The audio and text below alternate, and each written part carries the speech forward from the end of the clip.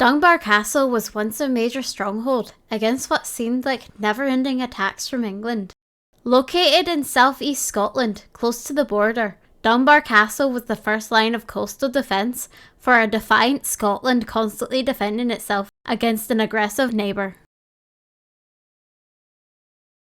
Historical and archaeological records indicate there was a fortress at Dunbar during the 7th century, if not before. This was linked to the Pictish tribe known as the Valdini, a people descended from the Iron Age. The earliest known capital of the Valdini was at nearby Trapinchlaw, which was known as a burial place since around 1500 BC. The name Dunbar arrived from the Brittonic name Dunbar, which means the fort of the point. By the later 7th century, Dunbar was taken over and became part of the Anglian kingdom. By the early Middle Ages, it had become part of Northumbria. In the 9th century, the fortress harbour was in possession of Kenneth Alpine, King of Scots, who had reached an agreement with the Northumbrians. The first stone castle was constructed by Gospatrick, the Earl of Northumbria, who, as an ally of King Malcolm III of Scotland, had been exiled from England. The castle was Scotland's southernmost coastal fortress, holding a strategic location to the entrance of the Forth, since Berwick had been forcibly taken by England.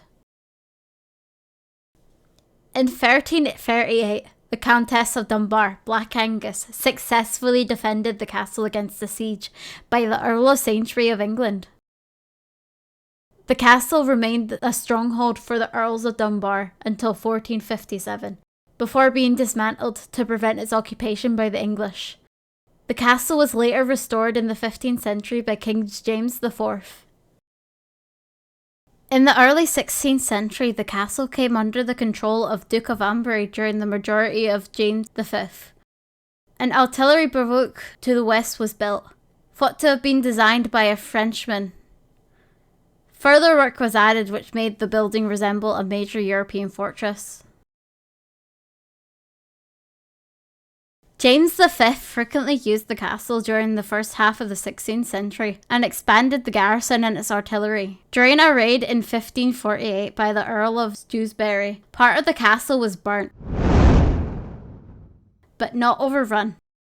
Because of this, further fortifications were added to the castle, making it one of the best protected and very difficult to breach castles in Scotland at the time. In 1562 and again in 1564, Mary Queen of Scots stayed at Dunbar Castle. Mary was once again at the castle in 1567, before confronting her enemies at the Battle of Cambray Hill near Musselburgh, after which she was imprisoned in Lochleven Castle in Fife. After Mary's abduction in 1567, the Parliament of Scotland ordered the destruction of Dunbar Castle, perhaps believing it had no further use. This ended the 500 years of Dunbar Castle and almost 1,000 years as a coastal fortress.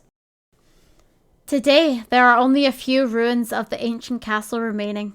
The harbour itself has been expanded and now caters for small fishing boats. No longer tall warships and continental traders as several centuries ago. Dunbar is now a quiet place, where only the muffled voices of tourists and the shouts of fishermen, the shrieks of gulls are heard. Its past is past, but its memory lives on as one of Scotland's foremost coastal defences against invading fleets.